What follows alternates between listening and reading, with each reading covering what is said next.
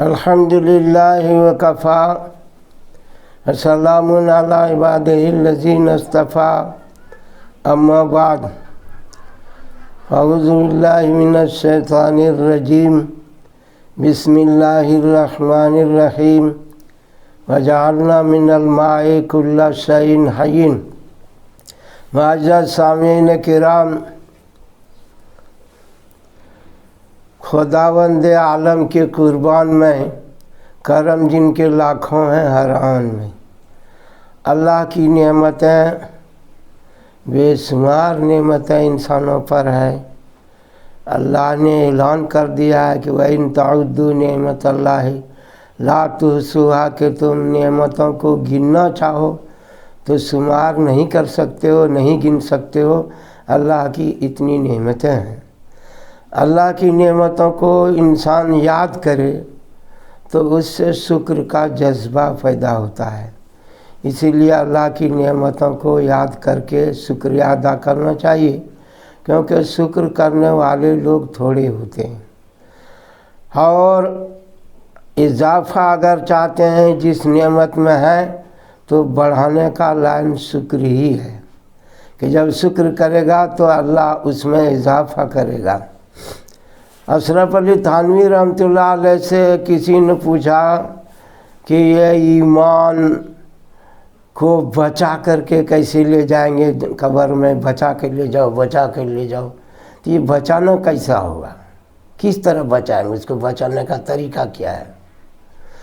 تو مولانا اشرف علی تھانوی رحمۃ اللہ علیہ نے فرمایا کہ بچا کے نہیں، بڑھا کے لے جانے کا طریقہ یہ ہے کہ اس ایمان کا شکر کرو کہ اتنا دن گزر گیا پھر بھی اللہ نے ہمیں ایمان کی دولت سے نوازا ہے اور میں اس پر قائم ہوں، یہ اللہ کی رحمت کی وجہ سے ایسا ہو رہا ہے۔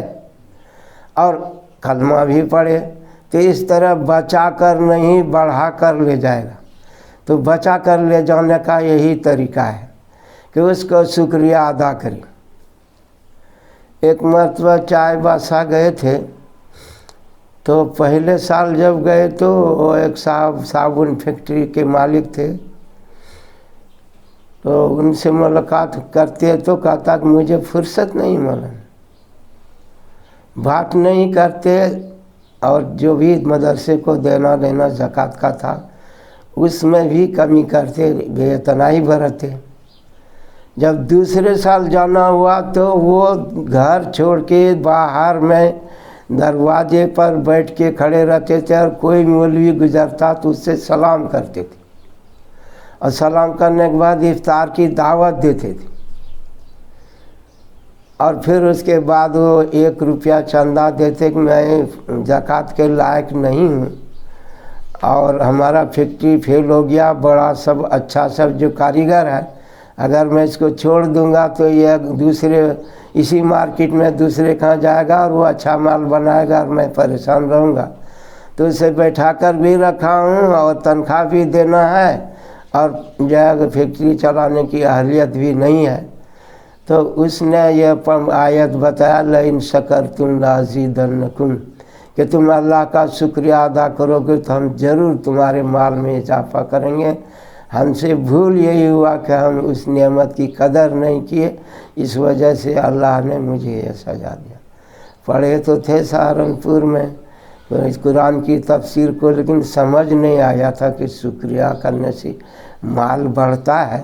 اب سامنے اس کی حقیقت تھی کہ وہ آدمی جو ہے معافی مانگتا اور ہدیے میں جو ہے عطیہ میں 1 روپیہ بمشکل دیتا، اور پھر معذرت سے کہتا کہ میں کھانا کھلانے کے لائق نہیں ہوں، جو کہ پورے وہاں پر جو ہے سب سے بڑی دکان تھی، بڑا کارخانہ تھا۔ بہرحال یہ بتانا تھا کہ جو ہے شکریہ سے مال بڑھتا ہے، اور شکریہ سے بدن کا شکریہ کرے گا، صحت کا شکریہ ادا کرے گا۔ تو شکریہ کے معنی ہمیں یہ سمجھا ہے کہ زبان سے شکریہ شکریہ، یہ شکریہ نہیں ہے۔ اللہ نے ہمیں بدن دیا ہے تو اس کو اللہ کی اطاعت میں لگائیں۔ جب اللہ کی اطاعت میں لگائیں گے تو نماز میں لگائیں گے تو یہ اس کی شکریہ بھی۔ 2 رکعت نماز جو ہے وہ تو جو ہے شکریہ کا بدل ہوتا ہے 2 رکعت نماز، اور کوئی عبادت کریں گے تو شکریہ کا بدل نہیں ہو سکے گا۔ اسی لیے نماز شکرانہ پڑھتے ہیں، آدمی کوئی کام ہو گیا، کچھ اچھا ہو گیا تو شکریہ کی نماز پڑھتے ہیں۔ تو بہرحال انسان کو جو ہے باقی رکھنا ہے یا بڑھانا ہے، ہر صورت میں شکر کرنا چاہیے۔ دنیا کے اندر شکر کرنے والے لوگ کم ہیں، یہ میں نہیں بول رہا ہوں، قرآن میں بتایا ہے، اعملوا آل داؤد شکرا فإن کیا ہے قلیل من عبادی الشکر، کہ میرے بندوں میں شکریہ کرنے والے لوگ، شکر ادا کرنے والے لوگ تھوڑے ہیں۔ تو ہم نماز پڑھ لیے، یہ بدن کا شکریہ ہے، دین کا کام میں لگے، یہ بھی شکریہ ہے۔ تو اللہ کی اتنی نعمتیں ہیں کہ ہر نعمت کے بدلے میں آدمی شکر کرے۔ پانی اللہ تعالیٰ کا قدیم ترین نعمت ہے، اور یہ نعمت بہت قدیم ہے کہ عرش کانا عرشہ علی الماء، عرش اعظم بھی قرآن جو ہے پانی پر رکھا ہوا تھا۔ تو پانی پر عرش کا رہنا اس بات کا دلیل ہے کہ پہلے پانی تھا، اس کے بعد عرش پر اس پر رکھا گیا۔ پھر جب اس پانی سے نکالا گیا تو پانی کو اگر باریک کر دیا جائے تو وہ ہوا کا شکل اختیار کر جاتا ہے، جیسے کولر پنکھا ہے اس میں پانی ڈالتے ہیں اور ہوا کے ذریعے ذرے کے طور پر اخراج ہوتا ہے، تو پانی بھی ختم ہوتا ہے اور پانی سے ٹھنڈا بھی میسر ہوتا ہے۔ تو پتہ چلتا ہے کہ پانی جو ہے سے ہی ہوا کو بھی نکالا گیا ہے، اور پانی کو اندر اگر جو ہے محنت کیا جاتا ہے تو اس سے بجلی پیدا ہوتی ہے، گویا کہ آگ بھی پانی سے ہی نکالا گیا ہے۔ اور اسی طریقے سے زمین بھی اللہ نے پانی کے ذریعے بنایا، کیونکہ والارض بعد ذالک دہا، آج بتایا کہ زمین کو اس کے بعد اس پہ پھیلا دیا گیا ہے، تو بننے والی جو مخلوق میں ماں کا درجہ عزت رکھتی ہے وہ پانی ہے۔ پانی سے آگ کا نکالنا، پانی سے ہوا کا بنانا، پانی سے زمین کا بنانا، دھواں کے ذریعے اس کا ایک تہ بنا کر قدرت سے آسمان کا بنا ہوا جو ہے، آسمان تو ایک آسمان جو ہے وہ لوہے کا ہے، لوہا کا ہے اور پتلا سا نہیں، پتھر کے جیسا نہیں، بلکہ 500 سال کی مسافت جتنی دوری ہوگی، جیسے زمین سے لے کے آسمان نظر آتا ہے اتنا موٹا آسمان ہے۔ یہ نہیں ہے کہ ایسے سامیانہ کیسا ڈال رکھا ہے۔ اسی طریقے سے چاندی کا ایک آسمان چاندی کا ہے، ایک آسمان سونے کا ہے، گرج کے 7 دھاتو جو بولتے ہیں، وہ 7 آسمان الگ الگ چیزوں کا بنا ہوا ہے، اور وہ عالم ملکوت ہے، فرشتوں کے رہنے کی جگہ ہے۔ فرشتے معصوم ہوتے ہیں، اللہ کی طرف سے بنایا ہوا ہے، اور ذکر کرنا، اس کا نور ہونا وہ خوراک ہے۔ قیامت کے قریب میں جب انسان دجال سے بچنے کے لیے پہاڑوں میں چلا جائے گا تو آخر کھانا کیا کھائے گا؟ تو بتاتے ہیں کہ ذکر کرنے سے جو ہے اس کا خوراک مطلب کمزوری ختم ہو جائے گی۔ تو اس طریقے سے ذکر بھی خوراک بن سکتا ہے آدمی کا، چونکہ ایک حصہ فرشتوں کے جیسا مصاحبت اختیار کرنے کا انسان کو رکھا گیا۔ ایکم مثلی، تم میں سے کون ہے جو ہمارے جیسا روزہ رکھے گا؟ وہو یطعمنی وہو یسقین، کہ اللہ مجھے کھانا کھلاتا ہے اور مجھے پانی پلاتا ہے۔ تو وہ کون سا کھانا اور پانی پیتے تھے؟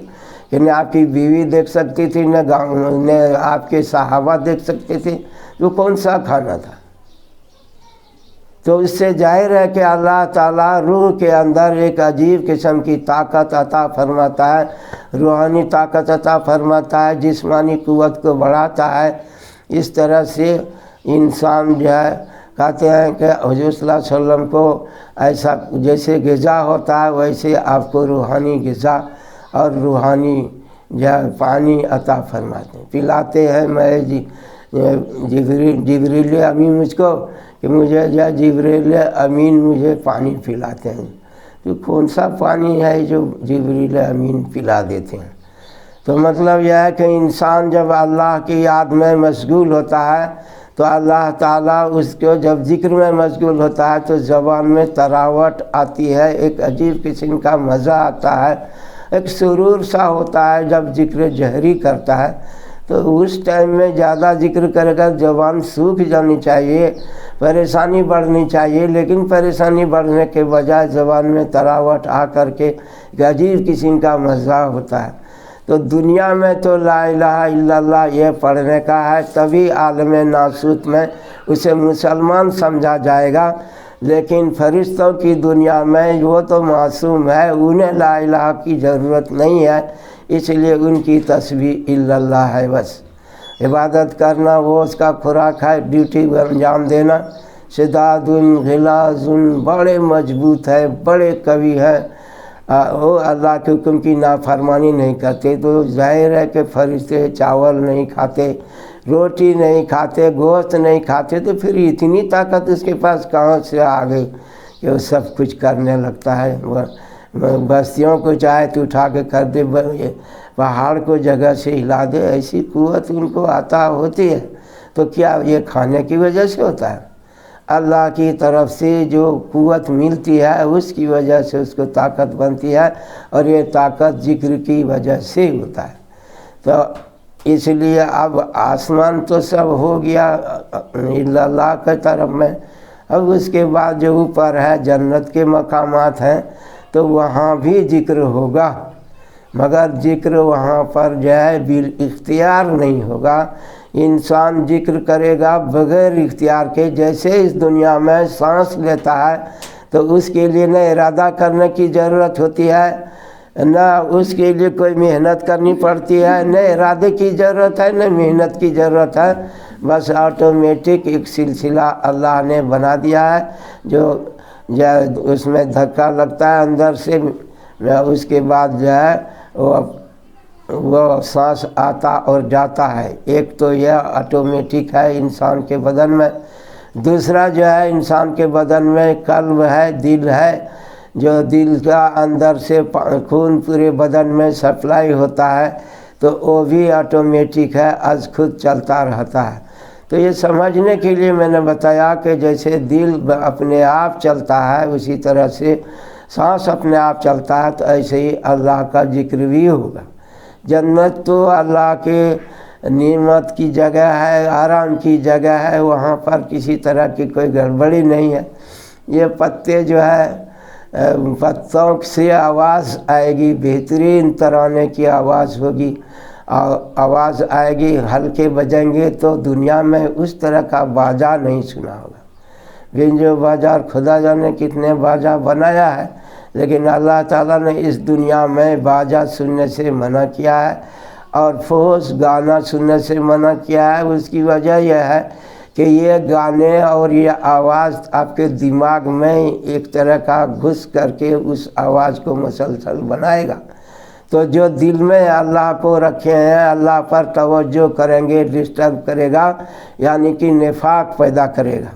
جیسے کھیتی کرنے والا آدمی پوری محنت کرتا ہے اس لیے کہ ہمارا غلہ اپج ہو جائے، لیکن اس میں گھاس پھوس بھی اگاتا ہے، تو گھاس پھوس کا اگنا اتنا تو نہیں جتنا اس کو ختم کیا ہے، لیکن پھر بھی ہوتا ہے۔ تو اسی طریقے سے انسان جو ہے، یہ انسان کے اندر بھی طرح طرح کی باتیں ہوتی ہیں، تو انسان ذکر کرے، اس کو ذکر کرنے کے لیے، اللہ کو یاد کرنے کے لیے نئے نئے طریقے دیے۔ تو یہ روزہ کیا ہے، آگے رمضان المبارک کا مہینہ آ رہا ہے، تو یہ رحمت کی بارش کا مہینہ ہے جس کے لیے ہمیں انتظار ہے، اور رجب سے ہی لوگوں کا ذہن بنایا گیا، شعبان کا شب برات بھی گزر گیا، تو رمضان کے اندر رحمت برکت نازل کرنے کے لیے اللہ پاک پورے سال تیاری کرتے ہیں، یعنی کہ جہنم کے دروازے کو بند کیا جاتا ہے، جنت کے دروازے کو کھول دیا جاتا ہے، اور جب پتے اور حلقوں کی آواز ہوتی ہے تو وہاں کے جو حوریں ہیں وہ ناچنے لگتی ہیں کہ کس کے لیے ایسا کیا گیا، تو بتاتے ہیں کہ اب رمضان المبارک کا مہینہ آ رہا ہے، تو دعا کرتے ہیں کہ ان کا جو ہے ہمارا شوہر بنا دیا جائے، غرض کے حوریں بھی ہوتی ہے۔ تو بہت سی چیزوں کو جو منع کیا گیا اس دنیا میں، یہ اس کا نقصان کی وجہ سے انسان کو منع کیا۔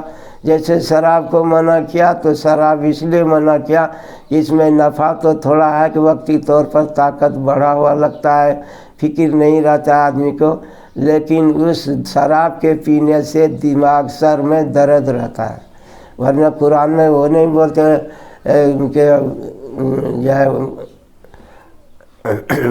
جنت میں جو شراب پئیں گے تو بک بک جھک جھک نہیں ہوگا، تو ایک تو فالتو بات نہیں بولے گا اور سر میں درد بھی نہیں ہوگا، یہ قرآن میں بتایا۔ اس کا مطلب ہے کہ دنیا کی جو شراب ہے اس میں سر میں درد بھی پیدا کرتا ہے، بک جھک بھی ہوتا ہے، اور اسمہما اکبر من نفعہما، نفع سے زیادہ اس کو نقصان ہوتا ہے، اس لیے شراب سے منع کیا ہے۔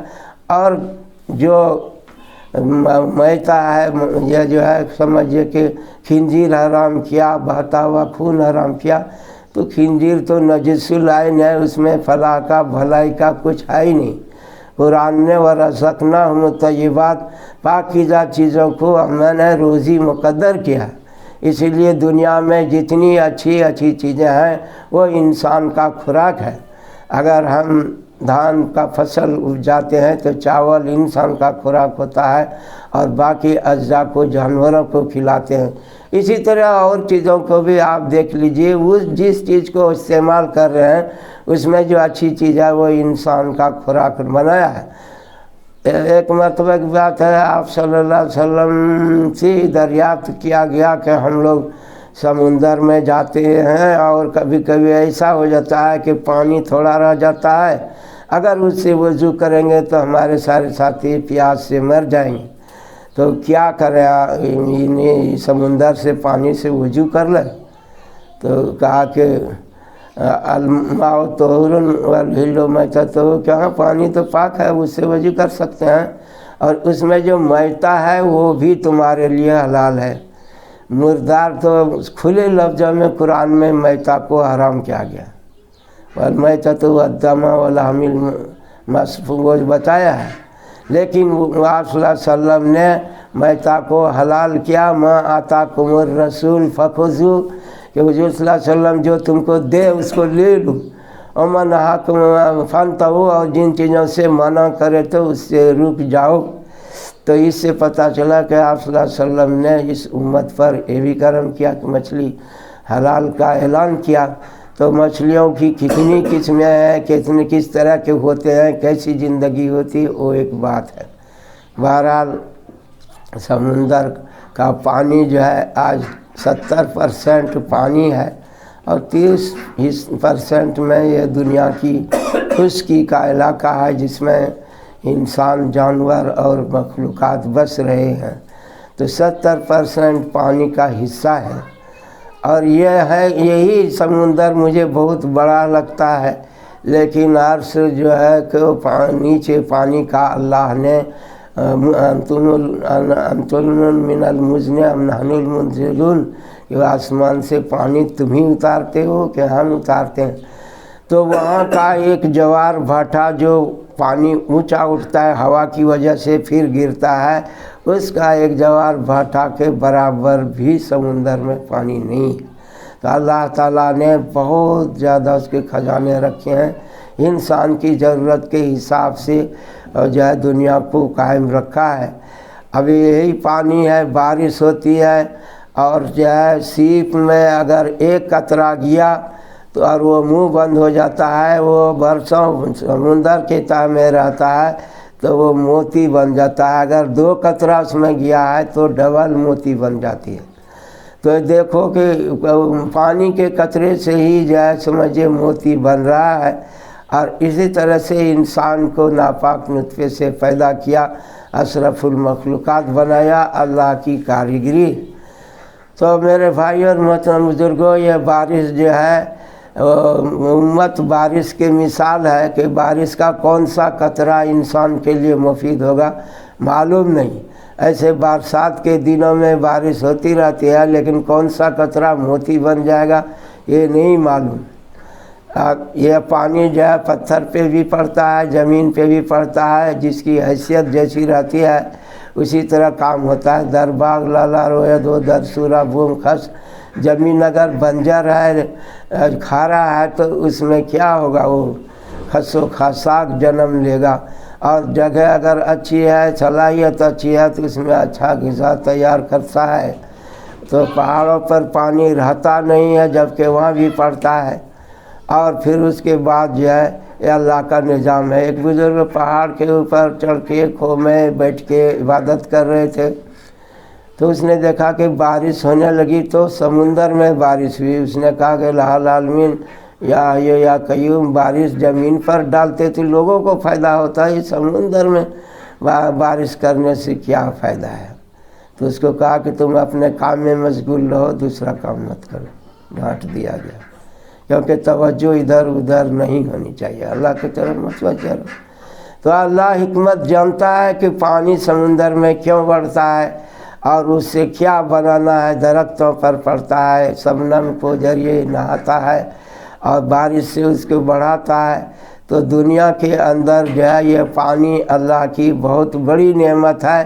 ہارون الرشید بادشاہ سے کسی نے کہا کہ نصیحت کیا کہ اگر آپ کا پیشاب رک جائے یا پیاس لگ جائے تو آپ کیا دے سکتے ہیں اس پانی، ایک گلاس پانی کا؟ کہا کہ آدھی سلطنت میں دے دوں گا پیاس سے بچنے کے لیے۔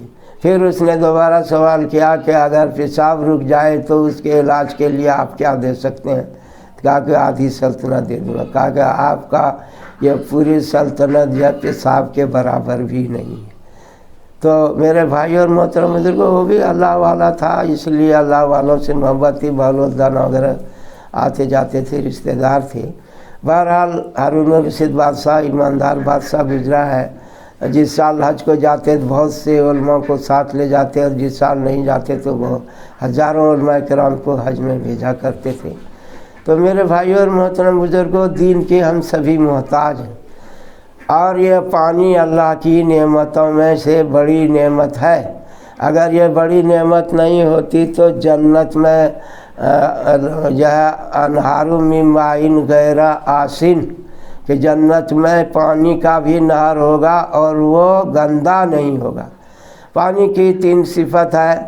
ایک یہ کہ گندا ہو جائے تو اس کی صفت بدل گئی تو ناپاک ہوتا ہے، یا اس کا مزہ چینج ہو جاتا ہے، بدل جاتا ہے تو پانی ناپاک کے لائن میں آتا ہے، یا اس کے اندر بدبو آنے لگتی ہے۔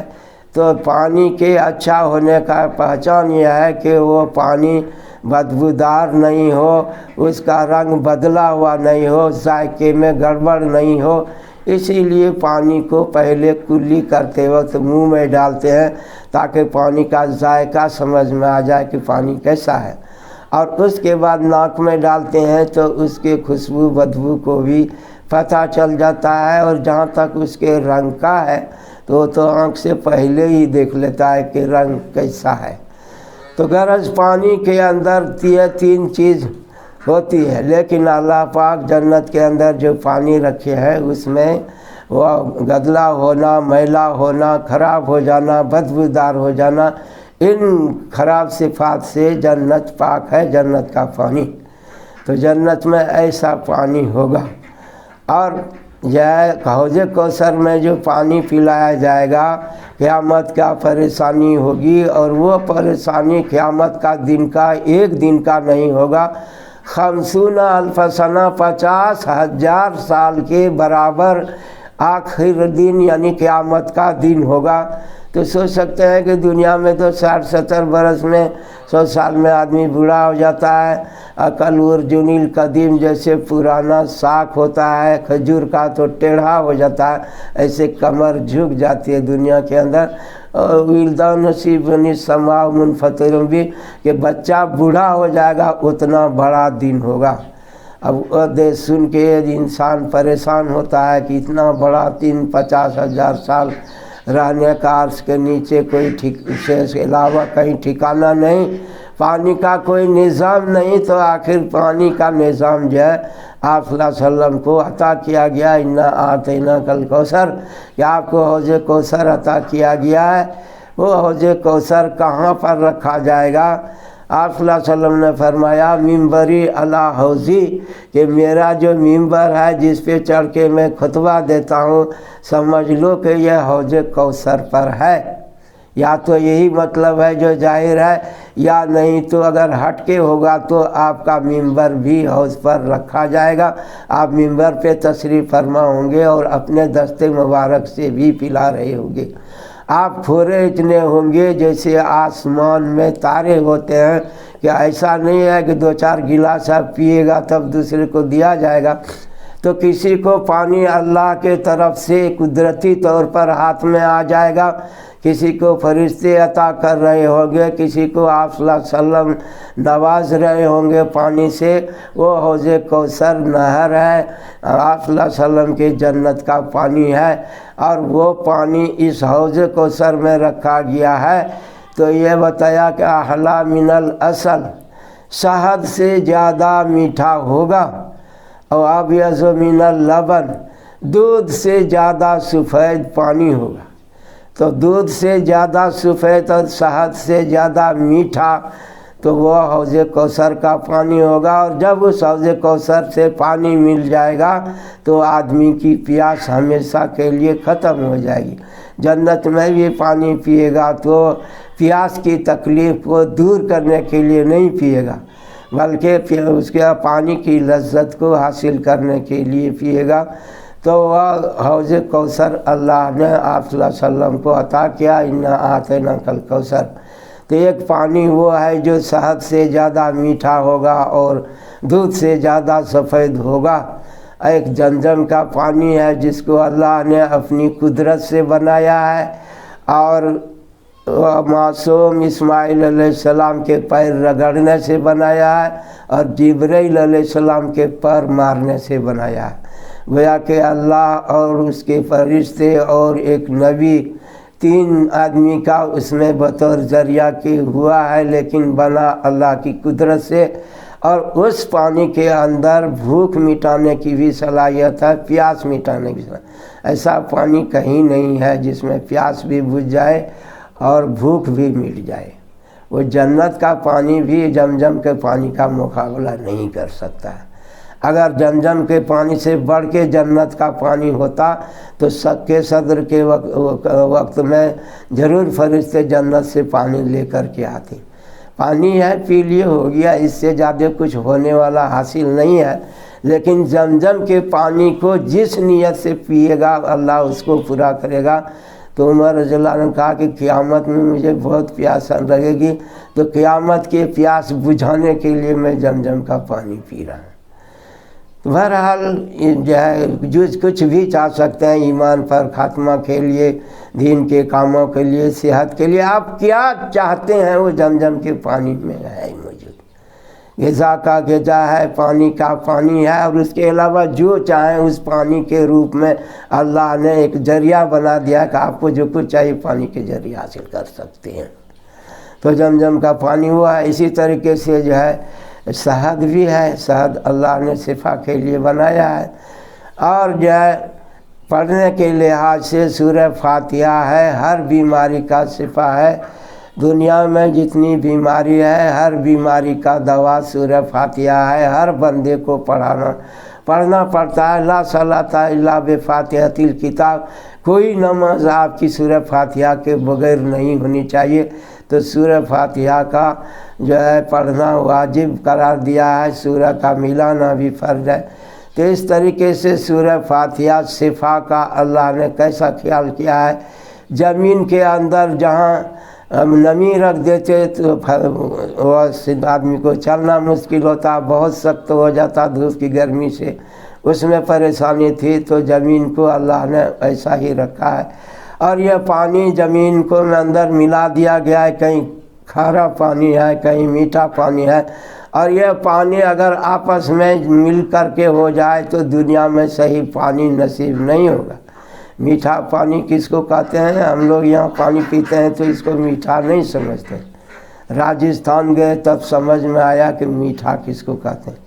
سردار شہر میں ایک مدرسہ ہے، مسجد ہے، وہ برسات کے دنوں میں جو پانی آتا ہے وہ چھت سے وہ اس کو کنویں میں رکھتے، اور رمضان المبارک کے وقت میں اس کا ایک ڈول پانی نکال کر کے شکنجی بنا کر کے سب کو پلاتے ہیں۔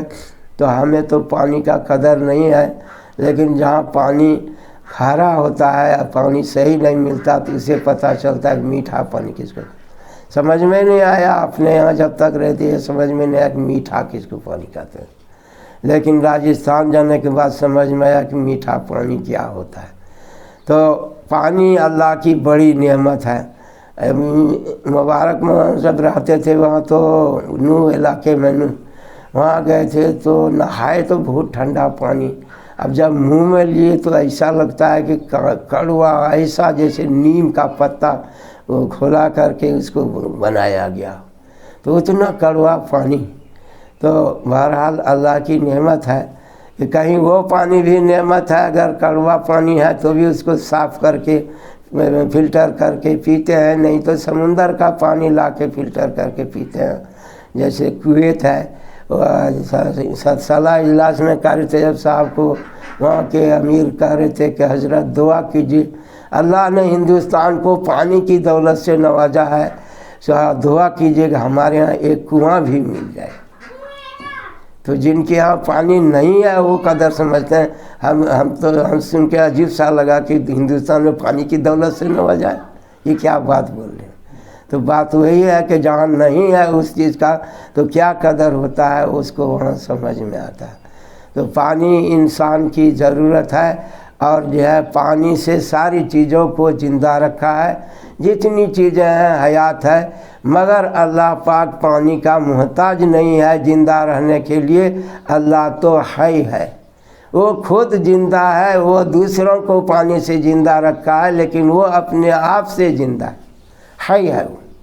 اور قائم ہونے کے لیے، کھڑا ہونے کے لیے آدمی کو سہارا چاہیے، زمین ہو، تخت ہو، پلنگ ہو، کوئی سی جگہ ہو، پیر کو ٹکانے کے لیے، بیٹھنے کے لیے آدمی کو سہارے کی ضرورت ہے۔ بدون سہارے کے معلق رہ کر انسان نہیں رہ سکتا ہے۔ تو یہ قائم بالغیر ہے، اور اللہ تعالیٰ قیوم ہے، وہ اس کو نہ زمان کی ضرورت ہے نہ مکان کی ضرورت ہے۔ یہ مکان جو زمین آسمان کا بنایا ہے، جنت و جہنم کا بنایا ہے، عالم برزخ کا بنایا ہے، قیامت کی جو جگہ بنائی ہے، یہ ساری جگہ ہیں ان کی بنائی ہوئی، چاہے وہ بلیک ہول ہو، جو کچھ ہو اللہ نے بنایا ہے، اور ہر چیز کسی نہ کسی سہارے ہے، لیکن اللہ قائم ہے۔ اگر کوئی بندہ کہتا ہے یا حی یا قیوم، کیا ہے وہ ذات جو اپنے سے زندہ ہے اور جو قائم ہے خود سے، میں اس برحمت کا استغیث، میں تیری رحمت کو چاہتا ہوں، تو اللہ تعالیٰ کی رحمت دوڑ کے آتی ہے۔ اس لفظ میں یہاں حی اور قیوم میں اس میں اعظم ہے، جب انسان وہ ارادہ خیال دھیان کر کے پڑھے گا یا حی یا قیوم برحمت کا استغیث، تو اس میں 7 مرتبہ پڑھے تو اس کی تمام تکلیفیں دور ہوگی۔ یہ جو ہے بغیر کسی نیت کے، بغیر اخلاص کے پڑھے تب بھی اخلاص ہے۔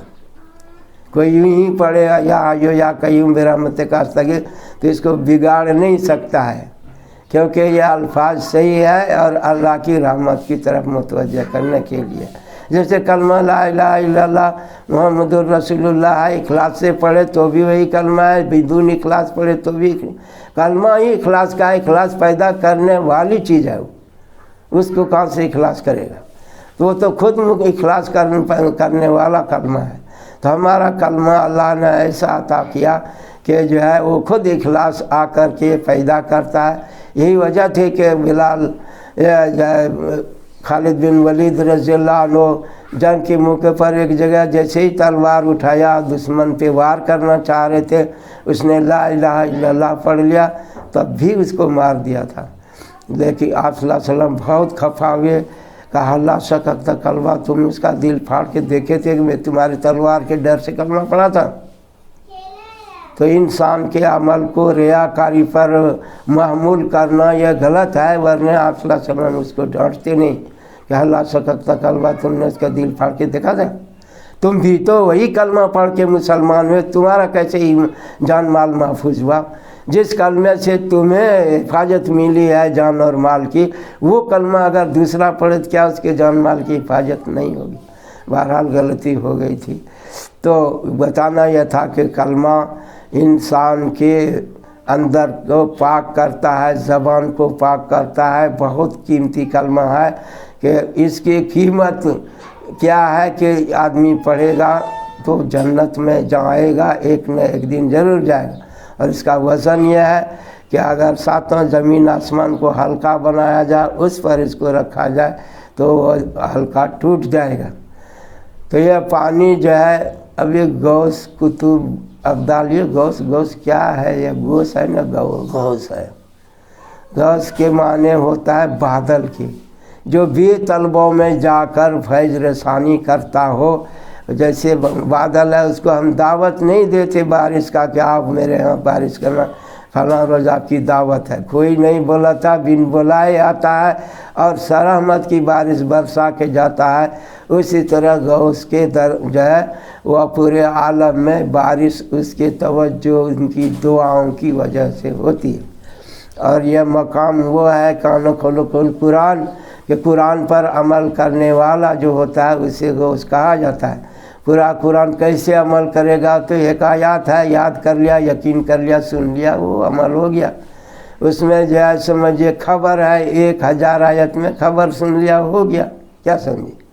तो खबर को सुनने में कुछ करना नहीं पड़ता है, एक आयत में कुछ करना नहीं पड़ता है, बल्कि वो तो दिल को मजबूत करने का जरिया है।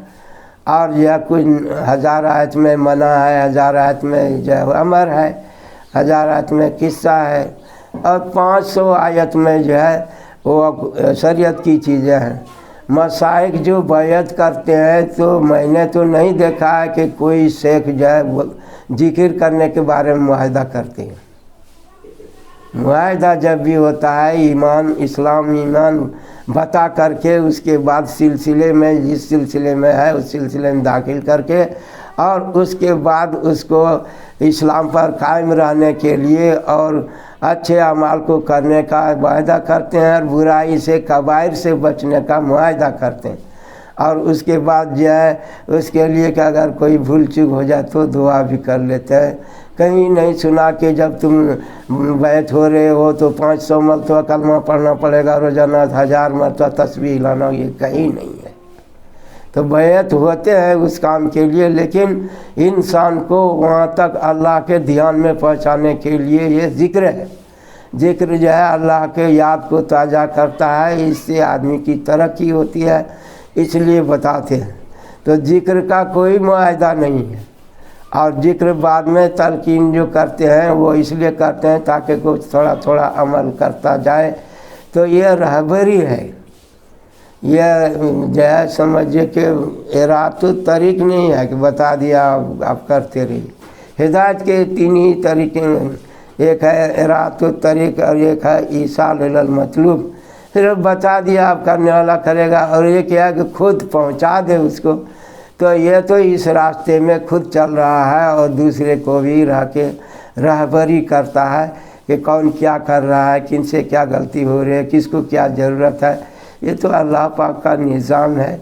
जैसे बच्चे का, छोटा बच्चा हो तो माँ फिक्र करती है, मेरा बेटा कहाँ गया है, बेटी कहाँ खेल रही है, क्या हो रहा है, कुछ होगा तो नहीं।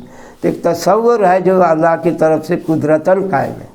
वैसे ही जो है ये भी एक तसव्वुर है। जैसे मुर्गी को अंडा पर ध्यान रहता है, एक जो है समझिए कि कास एक परिंदा होता है, गर्मी के ज़माने में हिंदुस्तान में आता है और यहाँ से अंडा दे करके रूस चली जाती है वो परिंदा, और वहाँ से ध्यान करने से उस अंडे में बच्चा पैदा हो जाता है। तो फजले रहमान गंज मुरादाबाद इनका क्या, मैं काज से भी गया गुजरा हूँ। तो ये काज परिंदा अपने बच्चे को, अंडे को तरबियत कर सकता है, तो हम क्यों नहीं कर सकते। इसलिए फजले रहमान गंज मुरादाबादी के यहाँ लोगों को बहुत ज़्यादा तो 3 दिन नहीं तो रुकने नहीं देते किसी भी। जाओ यहाँ क्या करेगा। एक आदमी को कहा कि चला जाओ तुम घर, कहा कि नया जरूरत आज जुम्मा है, जुम्मा पढ़ के जाएंगे। तुम्हारा ठिकाना है जुम्मा पढ़ने का। रक्षा मंगवा के बैठा के भेज दिया, حالانکہ مسئلہ تو وہی ہے کہ مسافر پہ جمعہ ضروری نہیں ہے، لیکن مسئلے نہیں بتاتے، اس پہ عمل کرا دیتے۔ مولانا عبدالحی صاحب آئے تو کہا کہ حاجی تم نے راستے میں قصر کیوں نہیں کیا؟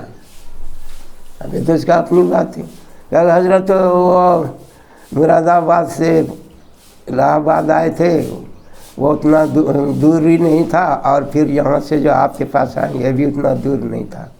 کہا تم ہدایہ کا حاشیہ لکھے ہو، تمہاری میں عزت کرتا ہوں، لیکن میں نے سنا ہے کہ 2 سفر کو ملا کے اگر سفر کا مدت پوری ہو جائے تو اس میں قصر کرنا چاہیے۔ جیسے یہاں سے آپ سنہولا گئے ہے نا، سنہولا اتنا دور نہیں کہ آپ کو قصر کرنا چاہیے، اور پھر اس کے بعد آپ جگدیش پور چلے گئے، جگدیش پور بھی اتنا دور نہیں ہے کہ آپ کو اس میں بیچ میں قصر کرنا پڑا ہے کہ نہیں۔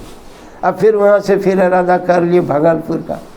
تو ایک مثال دے رہا ہوں، اس کا مطلب مدت جتنا دور سفر کا مدت دوری ہے تو وہ 3 دن کا جو مسافت ہے 48 میل، تو اتنا اگر پایا جاتا ہو بیچ میں رکا ہو تو اس کو جو ہے قصر کرنا چاہیے۔ بہرحال وہ ایک بات تھی۔ تو فضل الرحمن گنج مراد آبادی جو ہے بڑے پائے کے ولی گزرے ہیں۔ اشرف علی تھانوی رحمۃ اللہ علیہ بھی جوانی تھی اس موقع سے گئے تھے ان کے پاس، اور رات کو پہنچے تھے۔ دیکھا ایک آدمی سمجھے ملا جی ہوگا جان دیتا ہوگا، اب ایک پیر جو رکھے تو کہا کہ کھینچو کھینچو کھینچو، کیا کھینچو کہہ رہے، وہ دائنا پیر چڑھ گیا تھا، نہیں بایاں پیر چڑھ گیا تھا، اس کو کھینچو کھینچو کہہ۔ کون ہو، کہاں سے آئے ہو، کس لیے آئے ہو؟ کہا کہ میں اشرف علی ہوں اور کانپور سے آیا ہوں اور زیارت کے لیے آیا ہوں۔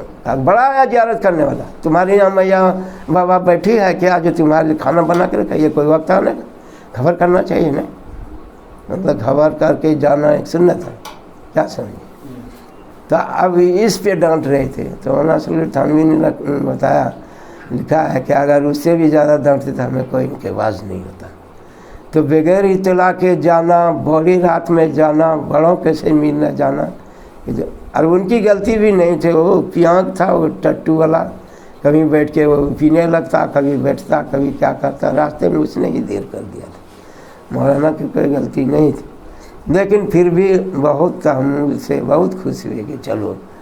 تو بڑے جو ڈانٹتے تھے فضل الرحمن گنج مراد آبادی، جن کو ڈانٹتے تھے تو اس کا تو کام ہی بن جاتا، اور جن کو نہیں ڈانٹتے تو سمجھو اس کا کیا بنا۔ کہ میں تو اندر سے تھوڑی کڑکتا ہوں، باہر سے کرتا ہوں۔ بہرحال ان کا اپنا معاملہ تھا، تو ان کے پاس بڑے لوگ جایا کرتے تھے۔ بہرحال جائے انسان اس دنیا میں ہمیشہ کے لیے نہیں آیا ہے، کیا بھروسہ ہے زندگانی کا، آدمی بلبلا ہے پانی کا، تو یہ انسان جیسے بلبلا ہوتا ہے مٹ جاتا ہے، ایسے ہی مٹنے کے لیے ہیں، لیکن ہمیں ہمیشگی ملا ہے۔